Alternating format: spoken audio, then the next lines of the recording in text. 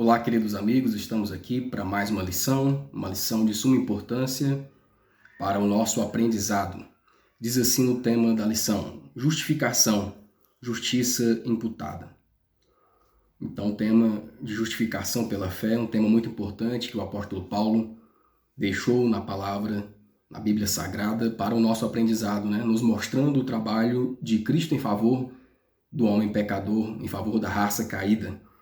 E a justificação pela fé significa que Deus declara homens injustos em homens justos, Agora, por causa dos méritos de Cristo, Cristo morreu em favor de cada um de nós, na cruz do Calvário, seu sacrifício, Ali, e por causa dos méritos de Cristo, Deus nos torna justo.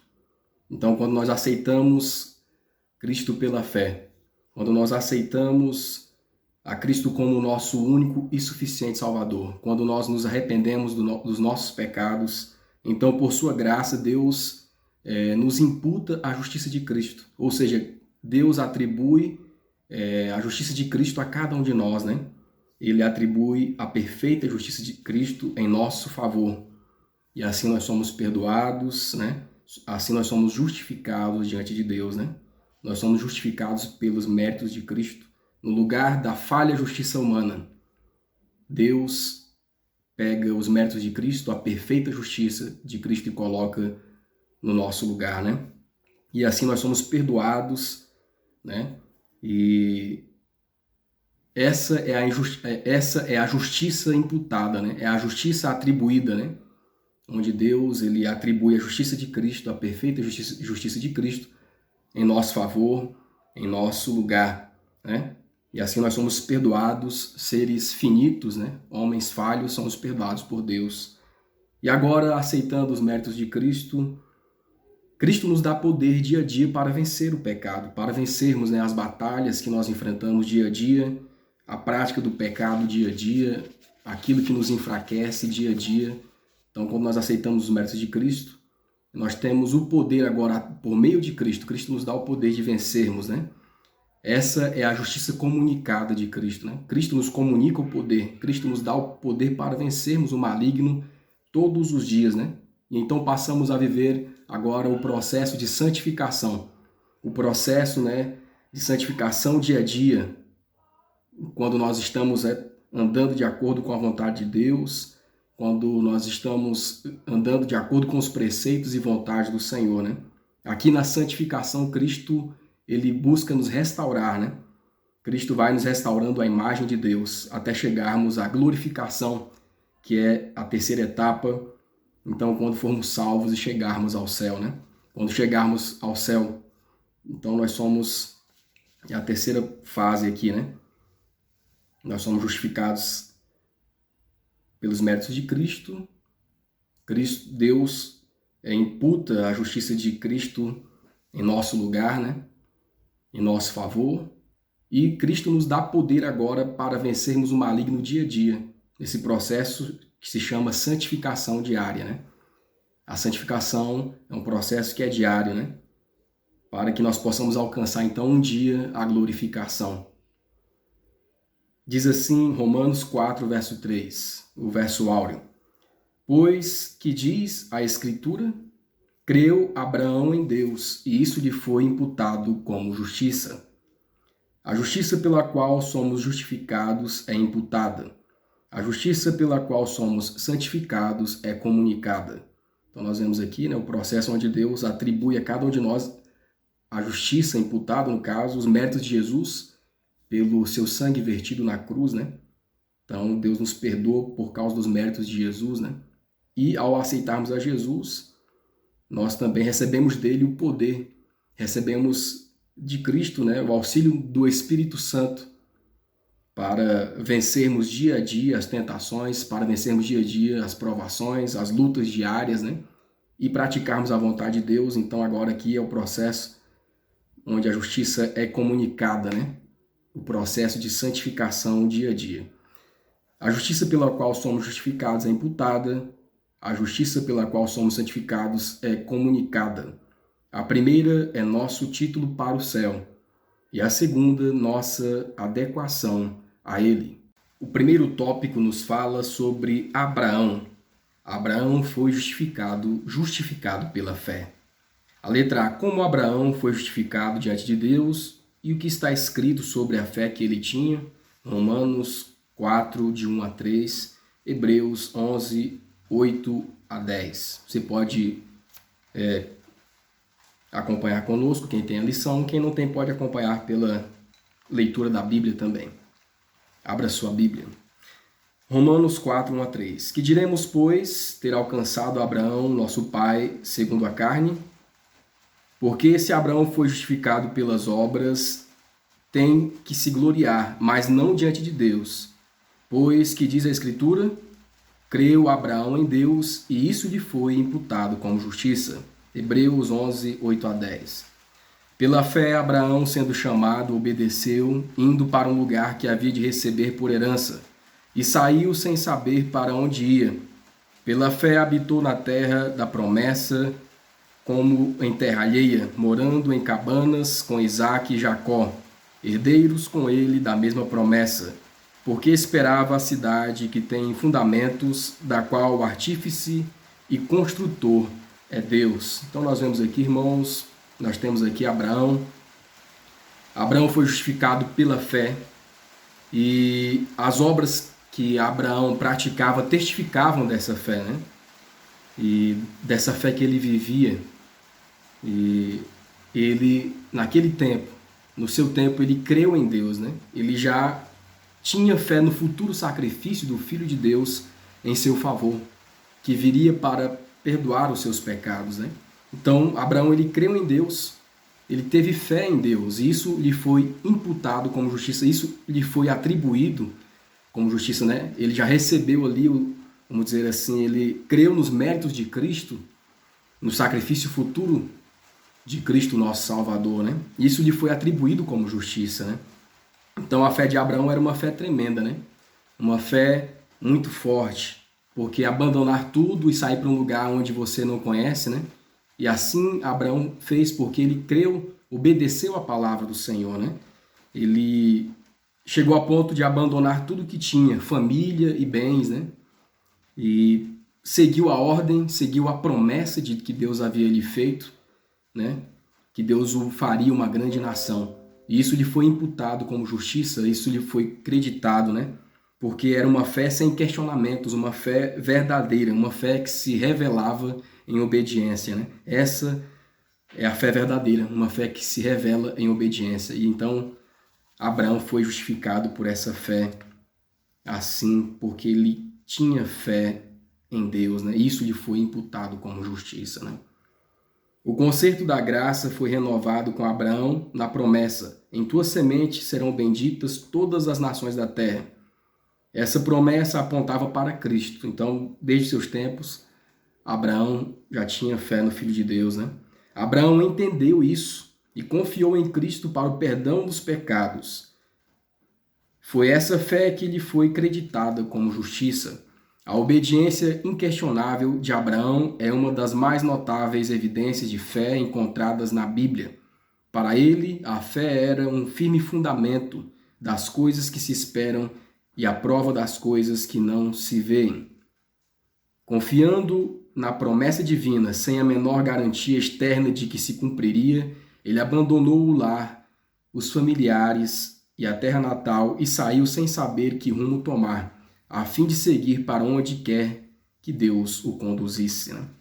Então nós vemos aqui a tamanha fé, a tremenda fé de Abraão, né? A letra B, descreva a mais severa prova de fé que Abraão teve de enfrentar. Hebreus 11, 17 a 19.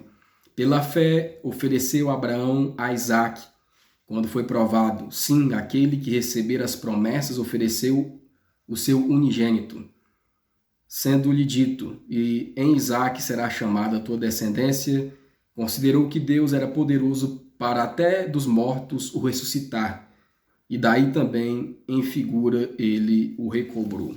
Então nós vemos aqui, irmãos, a grande fé de Abraão, até a ponto de entregar o seu próprio filho, né? Deus falou, testando a fé de Abraão, para entregar o seu próprio filho em sacrifício, em Isaque, e mesmo sabendo que o filho da promessa era Isaque, e que da sua descendência viria a linhagem, né, do próprio Cristo, Abraão não temeu. Ele entregou o seu único filho para morrer, né? Tendo fé que Deus de alguma forma traria, né? Deus ressuscitaria o seu filho, né? De alguma forma Deus cumpriria a sua promessa. Ele tinha fé em Deus, que Deus de alguma forma, né, cumpriria a sua promessa, ressuscitando o seu filho, né?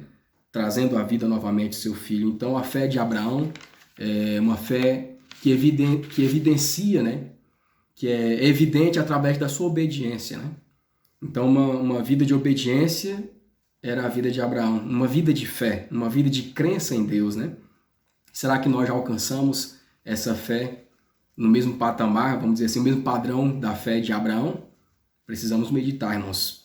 Precisamos refletir, porque nesses últimos dias os verdadeiros cristãos precisam de uma fé tal.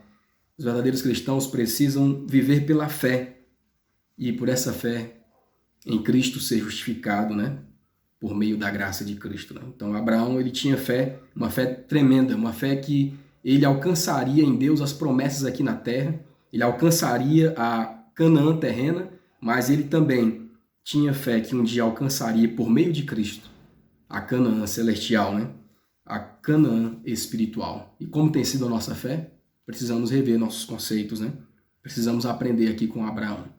A provação do patriarca foi muito mais severa que a de Adão teve que suportar. Então foi muito mais severa que a que Adão teve que suportar, né? Todo o céu contemplava a obediência inabalável de Abraão, com assombro e espanto. Todo o céu aplaudiu a sua fidelidade. O segundo tópico nos fala: Davi foi justificado pela fé. A letra A. Após os crimes cometidos contra Betseba e Urias, como Davi orou ao Senhor?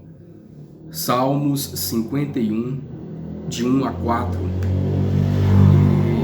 E Salmos 32, de 1 a 5. Vamos ver aqui a oração de Davi após ter cometido, né, terríveis crimes em sua vida. Tem misericórdia de mim, ó Deus, segundo a tua benignidade, apaga as minhas transgressões, segundo a multidão das tuas misericórdias. Lava-me completamente da minha iniquidade e purifica-me do meu pecado, porque eu conheço as minhas transgressões e o meu pecado está sempre diante de mim. Contra ti somente pequei e fiz o que era mal aos teus olhos, para que sejas justificado quando falares e puro quando julgares. Bem-aventurado aquele cuja transgressão é perdoada e cujo pecado é coberto. Bem-aventurado o homem a quem o Senhor não imputa maldade e cujo o espírito não há engano. Enquanto eu me calei, envelheceram os meus ossos pelo meu bramido todo o dia. Porque de dia e de noite a tua mão pesava sobre mim, o meu humor se tornou em sequidão de estio. Confessei-te o meu pecado e a minha maldade não encobri. Dizia eu, confessarei ao Senhor as minhas transgressões, e tu perdoaste a maldade do meu pecado. Então nós vemos aqui, irmãos, a situação de Davi, né? Nós temos aqui Davi confessando as suas dificuldades, né? Nós vemos aqui Davi, que a oração de Davi foi uma confissão diante de Deus, né? Confessou os seus pecados, né? Os seus erros. Davi, ele se arrependeu profundamente depois que cometeu esses terríveis atos, né? Depois de ter cometido esses terríveis crimes, né? Terríveis pecados, assassinato, adultério. Mas Davi, aqui no contexto, nós vemos que ele se arrependeu profundamente, verdadeiramente, né? Por causa das suas condutas reprováveis diante de Deus. E aqui ele se expressa reconhecendo seus pecados, né? As suas transgressões, reconheceu que ele dependia inteiramente de Deus, né? Nenhum ser humano aqui nessa terra poderia salvá-lo. Reconheceu que o único que realmente poderia salvá-lo era Deus, o único, né, que poderia ter misericórdia dele era Cristo, né? Então ele reconheceu agora sim as suas dificuldades, reconheceu o seu pecado, né? E ele disse que enquanto não confessou o seu pecado, que ele tentava encobrir, né? Ele sofreu demais, né? E assim também acontece conosco, né? Quando nós não confessamos a Deus nossos pecados, quando nós não abrimos o coração ao Senhor, quando nós não reconhecemos os nossos erros, né? estamos fadados à miséria, estamos fadados, então, ao sofrimento e às situações dessa vida que são terríveis, né? As terríveis consequências do pecado. Nós sabemos que Davi sofreu terrivelmente as consequências do seu pecado, mas Deus não o abandonou, né? Isso foi o mais importante, Deus o salvou, né? Então ele disse assim, olha, bem-aventurado o homem, feliz o homem, né? Aquele que é perdoado por Deus, aquele a quem Deus não imputa pecado, aquele a quem Deus perdoa, né? Ele disse, bem-aventurado, feliz é o homem a quem Deus perdoa a transgressão, né? Então Davi sabia que ele deveria sofrer a pena, mas ele sabia que a justiça de Deus por meio de Cristo poderia livrá-lo, né? Ele sabia que por meio de Cristo ele teria nova chance. Então ele se apegou a Cristo, se apegou à verdadeira justiça, né? Sabia que a sua vida, a justiça de Cristo poderia ser imputada à sua vida, né? Sabia que a verdadeira justiça vinha do próprio Cristo e sabia que então que a justiça de Cristo poderia ser a ele atribuída e poderia então ele receber o perdão dos seus pecados, né? Então nós vemos aqui Davi reconhecendo os seus erros, né? Orando, confessando os pecados a Deus e falando, né? Como deve ser o nosso procedimento também, mostrando como deve ser o nosso procedimento diante de Deus quando cometemos erros, pecados, né? Transgressões. A letra B. Quando o profeta Natan apresentou a enormidade do pecado que Davi tinha cometido, como o rei reagiu? Então o profeta Natan foi lá e contou toda aquela historinha, né? Contou toda aquela parábola e mostrou para o rei o seu erro, na verdade. Como Davi reagiu? Ele disse assim, olha, pequei contra o Senhor, né? Então nós temos aqui Davi reconhecendo o seu erro, né? Um momento de reconhecimento, né? Ele não tentou abafar o pecado, não tentou falar mais nada, né? Ele realmente falou, olha, realmente pequei contra Deus. Ele teve um ato de reconhecimento, não tentou, né, esconder mais, né? Não tentou abafar o pecado, mas teve um ato de reconhecimento. E que resposta o Senhor deu por meio do profeta? Então disse Natan a Davi, também o Senhor traspassou o teu pecado e não morrerás, né? 2 Samuel 12, 13. Então nós temos aqui, né, que Deus perdoou, né, a Davi. Davi reconheceu seus pecados, né? Não tentou abafar, agora abriu o coração verdadeiramente, né, diante de Deus. E aqui o profeta diz, né, que o Senhor perdoou o teu pecado, traspassou o teu pecado e não morrerás, né? Se Davi não tivesse reconhecido o seu erro, provavelmente teria sofrido a morte também, né? Mas Davi teve um coração humilde quando foi confrontado ali em relação ao seu pecado e ele reconheceu diante do profeta, ele reconheceu seu pecado diante de Deus, né? E ele então, Deus o perdoou, né? Naquele momento ali de confissão, de abertura do coração a Deus, né? Naquele momento de arrependimento, verdadeiro arrependimento pelo qual Davi, aquele processo pelo qual Davi passou, né? Foi um processo doloroso, mas foi necessário para que ele reconhecesse o seu pecado, né? As suas transgressões diante de Deus. A letra C. O que o apóstolo Paulo revela sobre a experiência de Davi após ter se arrependido? Romanos 4, 5 a 7. Romanos 4, 5 a 7.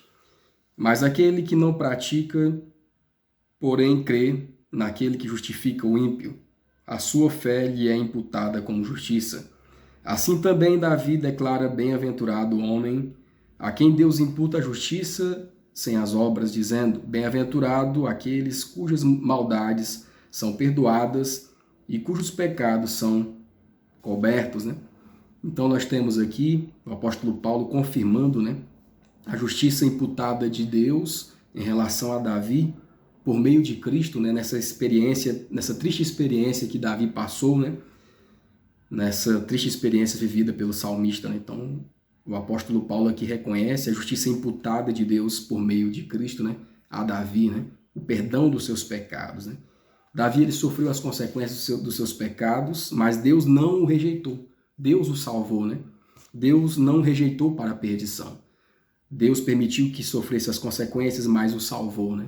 Perdoou os seus pecados para que ele pudesse ter a partir dali uma nova vida, né? Então, nós vemos aqui, né, a história de Davi, que também pode estar sendo a mesma história nossa, né? Pode ser semelhante à nossa história nos dias atuais, né? Então, queridos amigos, queridos irmãos, Deus vê as nossas lutas, Deus vê as nossas dificuldades, né? E por mais que tenhamos errado, Cristo entende a nossa dor, porque Cristo esteve como homem aqui na terra, né?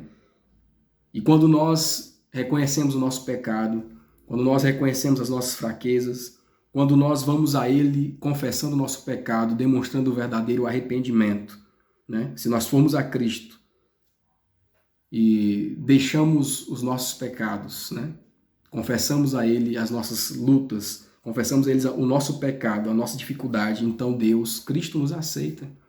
Ele não nos lança fora da sua presença. Ele então, nos aceita, Ele nos reconhece, né, por causa da sua misericórdia, e por causa da sua misericórdia, Ele imputa a nós a sua justiça, Ele atribui a nós a sua justiça, e pelas suas misericórdias nós não somos consumidos diante de Deus, né? Então, Deus, Ele quer nos salvar, e Ele atribui a justiça de Cristo, a perfeita justiça de Cristo, em nosso favor, mesmo sendo imerecedores dessa graça, né? Então, não importa qual tenha sido o nosso pecado, precisamos nos voltar a Cristo, assim como Davi, né? Reconhecer nosso erro, reconhecer nossas dificuldades, reconhecer as nossas transgressões, né? Confessar a Ele os nossos pecados. E Ele sim nos aceita, Ele sim quer nos transformar, Ele sim quer nos dar uma nova vida, uma nova oportunidade, assim como deu aqui a Davi. O arrependimento de Davi foi sincero e profundo. Não houve nenhum esforço para amenizar o próprio crime. Nenhum desejo de escapar dos castigos prometidos inspirou sua prece. Mas ele viu a enormidade da transgressão contra Deus. Será que nós enxergamos a enormidade do nosso pecado, né? Será que nós enxergamos a enormidade das nossas culpas que matou o Filho de Deus? Toda vez que nós pecamos, nós devemos nos lembrar, né, que o pecado nos afastou de Deus e que matou o seu Filho, né? Jesus Cristo. Mas ele viu a enormidade da transgressão contra Deus, viu a contaminação da alma, odiou o próprio pecado. Não orou só por perdão, mas por pureza de coração. Davi não abandonou a luta em desespero. Viu evidências de perdão e aceitação nas promessas de Deus e pecadores arrependidos. Embora Davi tivesse caído, o Senhor o ergueu. Agora ele estava em maior harmonia com Deus e simpatizava mais com os semelhantes do que antes de cair. Essa passagem na história de Davi é muito significativa para o pecador que se arrepende. É um dos exemplos mais convincentes das lutas e tentações da humanidade e do arrependimento genuíno para com Deus e da fé em nosso Senhor Jesus Cristo. Em todas as épocas tem sido uma fonte de encorajamento para as almas que lutam sob o peso da própria culpa por terem caído em pecado. Milhares de filhos de Deus que foram traídos pelo pecado estavam a ponto de desistir por causa do desespero. Lembraram-se de como o arrependimento e a confissão sincera de Davi foram aceitos por Deus, mesmo enquanto sofria pela própria transgressão. Assim tomaram coragem para se arrepender e tentar novamente seguir o caminho dos mandamentos de Deus. O Senhor nunca rejeitará uma alma verdadeiramente arrependida. O terceiro tópico nos fala sobre justificado antes ou após o batismo. Justificados antes ou após o batismo? Uma pergunta. A letra A. Abraão foi justificado pela fé antes ou depois da circuncisão? Então, Abraão foi justificado pela fé antes ou depois da circuncisão? Romanos 4, 8 a 10. Bem-aventurado o homem a quem o Senhor não imputa o pecado. Vem, pois, esta bem-aventurança sobre a circuncisão somente ou também sobre a incircuncisão? Porque dizemos que a fé foi imputada como justiça a Abraão. como lhe foi, pois, imputada, estando na circuncisão ou na incircuncisão? Não na circuncisão, mas na incircuncisão. Então nós vemos aqui, irmãos, que Abraão foi justificado pela fé antes da circuncisão, né? Então, ainda na incircuncisão, ele teve fé em Deus, né? E assim foi justificado, né? A justiça de Cristo lhe foi imputada. E em nossos dias também o batismo, né? Sobre o batismo, mesmo antes de sermos batizados, né? Se aceitamos verdadeiramente a Cristo, os seus méritos, o seu sacrifício, se nós reconhecemos a Cristo pela fé como nosso único e suficiente Salvador, então nós também somos justificados, né? Perdoados em Deus, né? Somos aceitos em Deus por meio de Cristo por causa dos seus méritos, né? Mesmo antes de descermos as águas batismais. E a letra B. Qual era o propósito da circuncisão? Romanos 4:11. E do batismo? Romanos 4:11. Qual era o propósito do batismo? Qual é o propósito do batismo? 1 Pedro 3:18 e 21.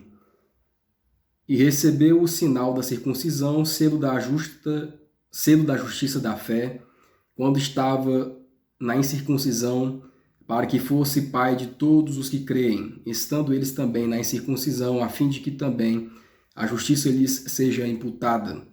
Porque também Cristo padeceu uma vez pelos pecados, o justo pelos injustos, para levar-nos a Deus, mortificando na verdade na carne, mas vivificado pelo Espírito, que também, como uma verdadeira figura, agora vos salva. Batismo, não do despojamento da imundícia da carne, mas da indagação de uma boa consciência para com Deus, pela ressurreição de Jesus Cristo, né? Então nós temos aqui qual era o propósito, né, da circuncisão. Então o objetivo, da verdade, da circuncisão era ser uma marca, né? Era ser um selo, né? Uma lembrança da justiça de Deus pela fé. Então, uma marca de separação, né? Todos aqueles que faziam a circuncisão, né, tinham uma marca no seu corpo, né? Tinha uma marca, né, que mostrava que ele estava separado para Deus, havia se separado da vida mundana para se dedicar a uma vida para Deus, né? Que tinha um compromisso com Deus. E hoje, para nós, o batismo também é uma marca. Hoje, para nós, o batismo também é um sinal, né? É uma confissão pública do nosso relacionamento com Deus, do nosso relacionamento com Jesus, né? É uma confissão pública de que nós morremos para as coisas desse mundo e vivemos agora para Deus, né? Vivemos agora para Deus por meio de Cristo, né? Então o batismo é uma confissão pública de que aceitamos o sacrifício de Cristo, que aceitamos os méritos de Cristo, que aceitamos, né, os seus méritos em favor de cada um de nós pela fé. Diz assim o Espírito de profecia e nos esclarece. Anota. O rito da circuncisão foi dado a Abraão como selo da justiça da fé, quando estava na incircuncisão. Devia ser observado pelo patriarca e seus descendentes como um sinal de que eram devotos do serviço de Deus e, portanto, separados dos idólatras, e que Deus os aceitava como seu tesouro peculiar. Por meio desse ritual, comprometiam-se a cumprir a própria parte nas condições do concerto feito com Abraão. Não deviam se casar com pagãos, pois assim fazendo perderiam a reverência a Deus e a santa lei. Seriam tentados a se envolver nas práticas pecaminosas das outras nações e seriam seduzidos pela idolatria. A ressurreição de Cristo é comemorada por sermos sepultados com ele no batismo e erguidos da sepultura líquida de modo semelhante à sua ressurreição, para viver em novidade de vida. Cristo fez do batismo o sinal de entrada para o seu reino espiritual. Tornou-o uma condição decisiva a ser cumprida por todos os que desejam ser reconhecidos como estando sob a autoridade do Pai, do Filho e do Espírito Santo. Antes que o homem possa encontrar um lar na igreja, antes de atravessar a fronteira do reino espiritual, Deus deve receber a impressão. Antes de atravessar a fronteira do reino espiritual de Deus, deve receber a impressão do nome divino, o Senhor Justiça Nossa. O batismo é a mais solene renúncia do mundo. Aqueles que são batizados em nome do Pai, do Filho e do Espírito Santo declaram publicamente, bem no início da vida cristã, que abandonaram o serviço de Satanás e se tornaram membros da família real, filhos do Celeste Rei. Tendo obedecido a ordem, saí do meio deles e apartai-vos, e não toqueis nada imundo. E neles se cumpre a promessa: eu vos receberei e serei para vós pai, e vós sereis para mim filhos e filhas, diz o Senhor, o Todo-Poderoso. O quarto tópico desta lição nos fala sobre promessas cumpridas pela fé. A letra A. Com base em que Deus cumpriu as promessas feitas a Abraão, com base em que Deus cumpriu as promessas feitas a Abraão, Romanos 4, verso 13. Porque a promessa de que havia de ser herdeiro do mundo não foi feita pela lei a Abraão ou a sua posteridade, mas pela justiça da fé. Então nós temos aqui, irmãos, que as promessas feitas por Deus a Abraão, elas tinham como fundamento os méritos de Cristo, né? Tinham como fundamento a fé em Cristo Jesus, né? Aquele que se entregou por nós e morreu em nossos lugares, né? O seu sacrifício em favor do ser humano, né? Então as promessas, né, se cumpriu na vida de Abraão por meio da fé que Abraão tinha em Jesus Cristo, por meio da fé que Abraão tinha em Deus e em Jesus Cristo, né, o seu filho amado, né, o filho de Deus, né? Então as promessas a Abraão se cumpriram pela fé em Cristo. E essa era a base, né, em que as promessas se cumpriram, né? Pela fé em Cristo as promessas se cumpriram, né? Cristo Jesus, o nosso Salvador, a base de tudo, né? Então as promessas que Deus tem para a nossa vida, as promessas que Deus tem prometido a cada um de nós, né, de vida eterna, de salvação, de perdão dos pecados, né, é pela fé em Cristo, né, que é a base da nossa fé. Então nós precisamos viver essa fé, viver pela fé em Cristo Jesus, né? E assim as promessas que Deus também prometeu a cada um de nós se cumprirão em Cristo Jesus na nossa vida. A Bíblia ensina claramente que as promessas feitas a Abraão devem ser cumpridas por meio de Cristo. Todos os que são de Cristo são de descendência de Abraão e herdeiros conforme a promessa, herdeiros de uma herança incorruptível, incontaminável e que se não pode murchar. A terra libertada da maldição do pecado, pois o reino e o domínio e a majestade dos reinos debaixo de todo o céu serão dados ao povo dos santos do Altíssimo. E os mansos herdarão a terra e se deleitarão na abundância de paz. A letra B. O que mais está escrito sobre a fé que Abraão tinha? A letra B. O que está escrito mais sobre essa fé que Abraão tinha? Romanos 4, 18 a 22 diz assim: o qual em esperança creu contra a esperança que seria feito pai de muitas nações, conforme o que lhe fora dito, assim será a sua descendência. E não enfraqueceu na fé, nem atentou para o seu próprio corpo já amortecido, pois já era de quase 100 anos, nem tampouco para o amortecimento do ventre de Sara. E não duvidou da promessa de Deus por incredulidade, mas foi fortificado na fé, dando glória a Deus.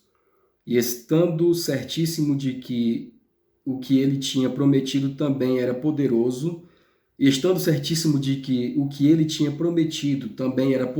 para o fazer, pelo que isso lhe foi também imputado como justiça, né? Então temos aqui, irmãos, nós estamos vendo aqui a tremenda fé que demonstrou ter Abraão, né? Então a tremenda fé que Abraão tinha em Deus, né?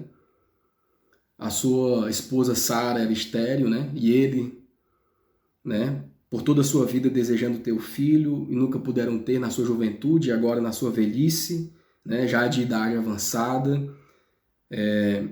Humanamente é impossível, humanamente seria impossível, né, ter filhos, ele 100 anos, Sara 90 anos, né? mas ele sabia quem havia lhe prometido, né? Deus lhe havia lhe prometido um filho, né? Um filho que seria herdeiro das suas promessas, né? Herdeiro da sua terra, né? E dele viria a linhagem do Messias. Então Abraão creu, né? E diz aqui o texto que não enfraqueceu na sua fé, né? Continuou crendo, né? A firme promessa, teve mais fé aumentada, mais fé em Deus, né? Uma fé inigualável, uma fé muito difícil de ser alcançada hoje em dia, né?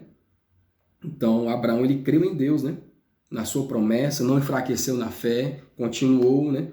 E ele viu o resultado da sua fé, né? Isso é o mais impressionante, o mais importante, né? Ele viu o resultado da sua fé em Deus, da sua fé em Cristo, né? Pela graça de Deus, ele alcançou o resultado da sua fé, né? E eles tiveram, então, Isaac, né? O filho da promessa, tiveram, então, o filho Isaac pela graça de Deus, né? Então nós vemos aqui, irmãos, que nós devemos seguir o exemplo da fé de Abraão, né? Não enfraquecer na fé, mas acreditar nas promessas de Deus, que por meio de Cristo serão realizadas, né? E o mais importante disso tudo é a nossa salvação. O nascimento de um filho a Zacarias, como o nascimento do filho de Abraão e de Maria, iria ensinar uma grande verdade espiritual, uma grande verdade que somos lentos para aprender e prontos a esquecer. Por nós mesmos somos incapazes de fazer qualquer coisa boa, mas o que não podemos fazer será realizado pelo poder de Deus em cada alma submissa e crente, né? O filho da promessa foi concedido pela fé. É também por ela que a vida espiritual é gerada e somos capacitados para fazer as obras da justiça. A letra C. Qual é a lição final que aprendemos desses fatos, né? Das situações aqui, das promessas cumpridas pela fé na vida de Abraão e de tantos outros? Qual é a lição que nós podemos tirar, podemos aprender? Romanos 4, 23 a 25. Ora, não só por causa dele está escrito que lhe fosse tomado em conta, mas também por nós. A quem será tomado em conta? Os que cremos naquele que dos mortos ressuscitou a Jesus Cristo, nosso Senhor, o qual por nossos pecados foi entregue e ressuscitou para a nossa justificação. Então nós vemos aqui, irmãos, que a grande lição que nós podemos tirar é que Deus deseja nos salvar a todos, né? Deus deseja nos salvar. E é Ele que inicia em nós, né? E termina a obra de salvação em cada coração. É Deus que inicia, é Deus que consuma essa obra, né? Então nós precisamos apenas aceitar a obra de Deus pela fé e vivermos de acordo com a sua vontade, né? Então nós precisamos aceitar e exercer a fé em Deus, né? Em Cristo Jesus, e entregar a Ele a nossa vida, entregar a Ele as nossas dificuldades, entregar a Ele, né, os nossos anseios, os nossos projetos, entregar a Ele a nossa família, né?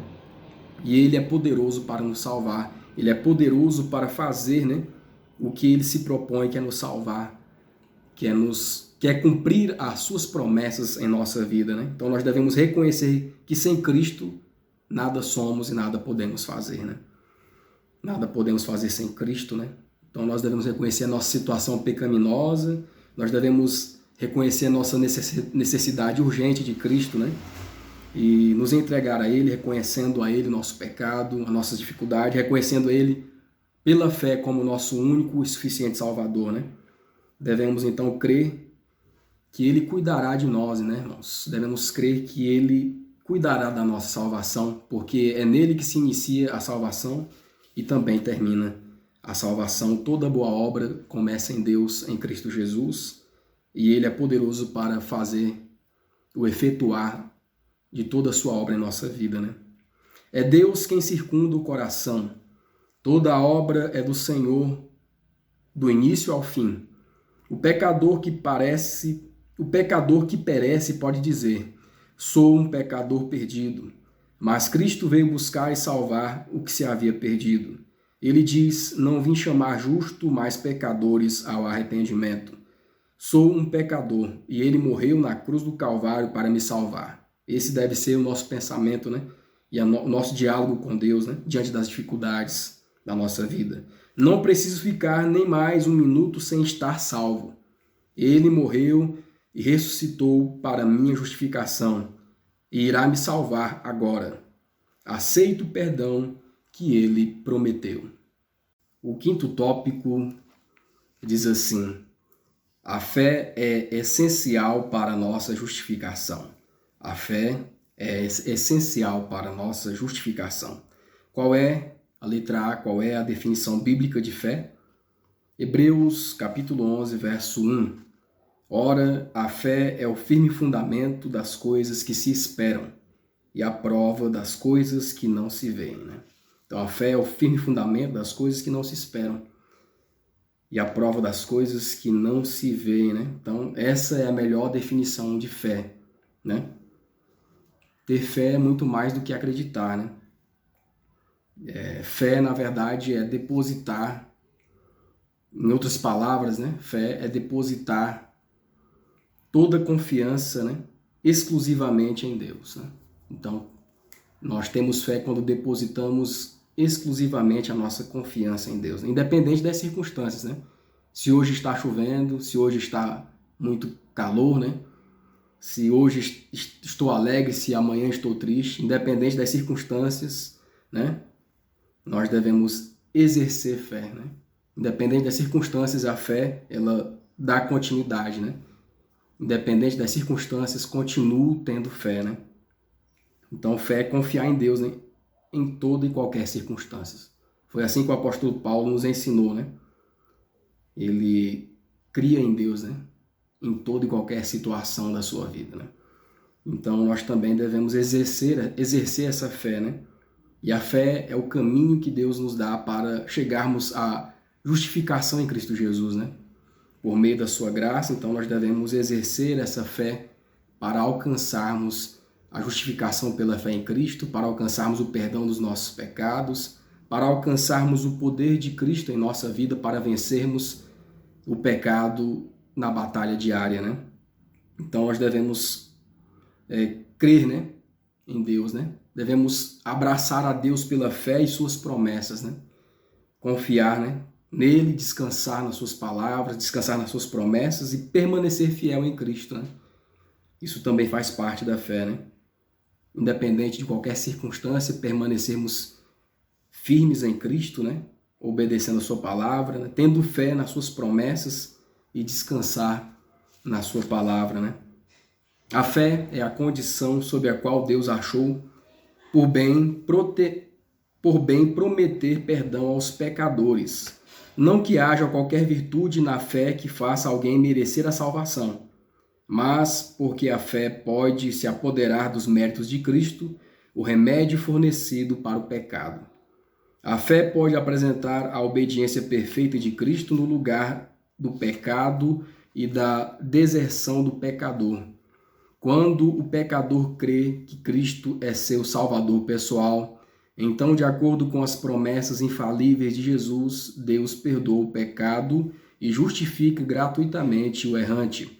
A alma arrependida compreende que a justificação vem porque Cristo, como substituto e fiador, morreu por ela e se torna sua expiação e justiça. A letra B.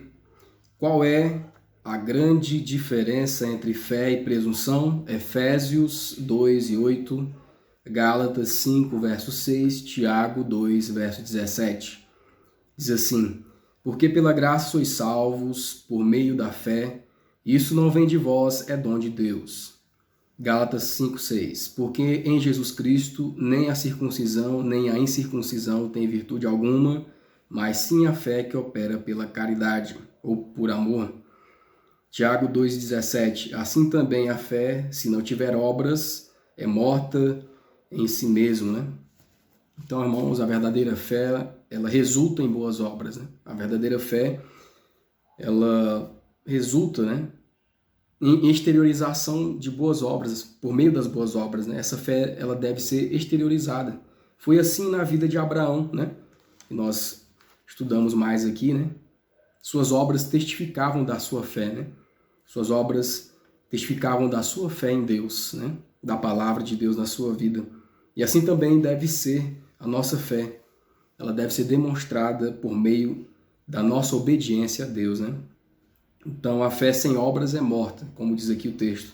E a verdadeira fé, a genuína fé, ela vem acompanhada de boas obras, né? Vem acompanhada de uma vida de acordo com a vontade de Deus, né? Vem acompanhada de uma vida em obediência à palavra do Senhor, né?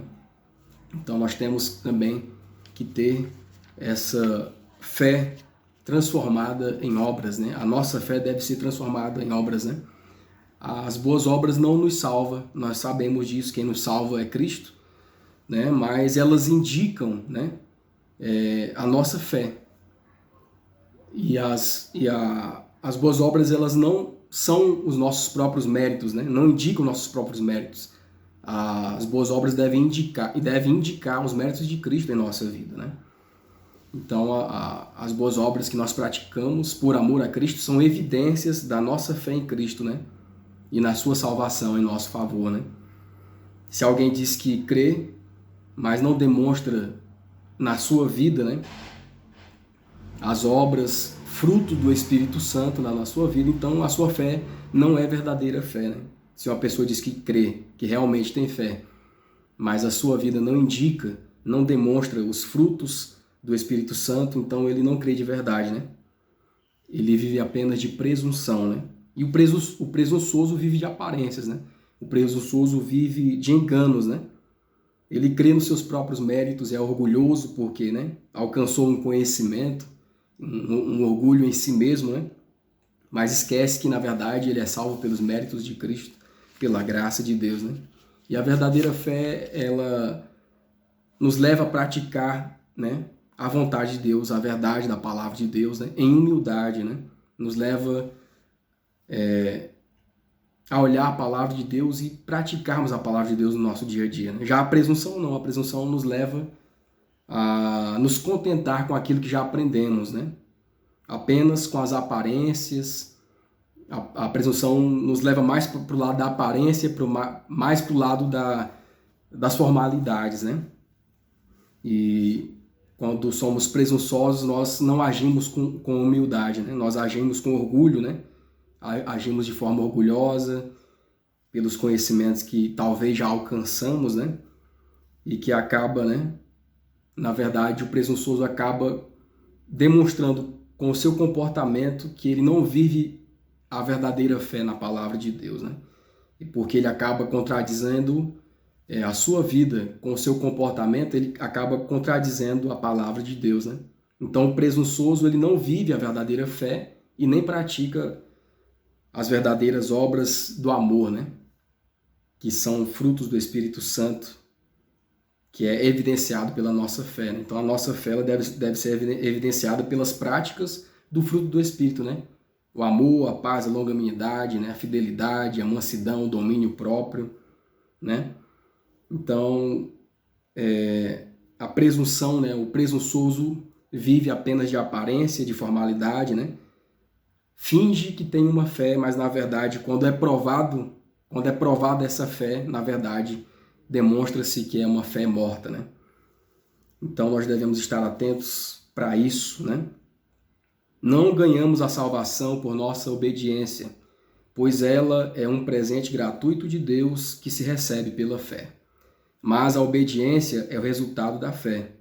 A obediência é o resultado da fé. Essa é a verdadeira prova de que alguém é cristão. Se estivermos em Cristo e o amor de Deus estiver em nós, nossos sentimentos, pensamentos, propósitos e ações estarão em harmonia com a vontade de Deus, conforme expressa nos preceitos da sua santa lei.